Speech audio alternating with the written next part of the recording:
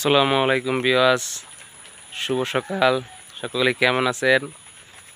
প্রতিদিনের মতো ডেইলি ব্লগে আপনাদের কৃষি বিষয়ক সকল কিছুই দেওয়া হয়। আজকেও আমি আসলাম আপনাদেরকে অন্য কিছু একটা দেখাবো, নতুন কিছু। সেটি হচ্ছে এই আমার পিছনে দেখতেছেন, এটি হচ্ছে আমাদের পুকুর। এই যে পুকুর, এই পুকুরটির আমাদের এই যে আমার পিছনে দেখছেন পুকুর, এগুলা এটা মূলত আমাদের বাংলা মাছ চাষ করা হয়, মানে দেশি মাছ যেগুলো আছে সেটা চাষ করা হয়। দেখেন, এখন আপাতত এটার মধ্যে বাংলা মাছ বা দেশি মাছ চাষ হচ্ছে। এর বিগত কিছু বছর 6 সময় আগে 6 মাস অন্তর অন্তর শিং মাছ চাষ করেছিলাম।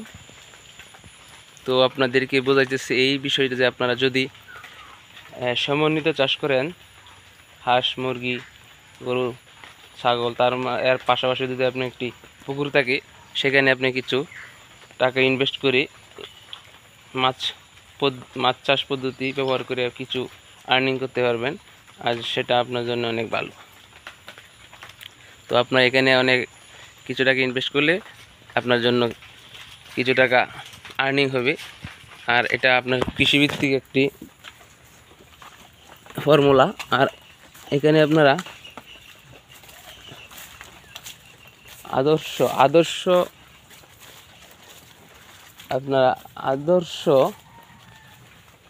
এই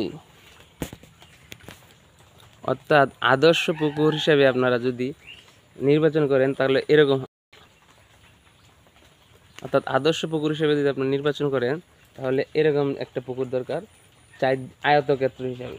এদিক দিয়ে লম্বি এবং এই দিক দিয়ে দেখেন একটু পাশ কম আর কি, মানে পাশ কম একটু লম্বা, মানে এরকম আয়ত সিস্টেম যদি আপনার একটি পুকুর থাকে তাহলে আপনার জন্য ভালো আর কি।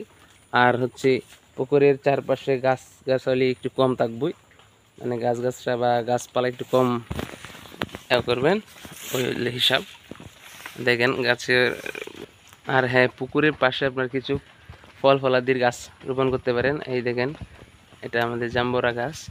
তো এরকম আপনার ফলান্তি লাগাতে পারবেন, সমস্যা নেই। এর পাশাপাশি আপনারা মাছ চাষ করবেন, হাঁস চাষ করবেন মাছের সাথে, এগুলো অনেক বেনিফিট দিবে আপনাকে। তো আজকে ভিডিওটি লম্বা করব না, প্রতিদিনের মতো আপনারা যদি ভিডিওটা ভালো লাগে অবশ্যই সাবস্ক্রাইব করবেন এবং লাইক শেয়ার করে দিবেন, যাতে পরবর্তীতে আরও নতুনভাবে আগ্রহী বোধ করি এবং এরকম আরও ভিডিও তৈরি করতে পারি আপনাদের জন্য। বিভিন্ন কৃষিভিত্তিক ভিডিও দেওয়া হয় এই চ্যানেলে। সে পর্যন্ত ভালো থাকুন, সুস্থ থাকুন, আর অবশ্যই গোল্ডেন ফার্মার্স এই চ্যানেলটির সাথে থাকুন। আল্লাহ হাফেজ।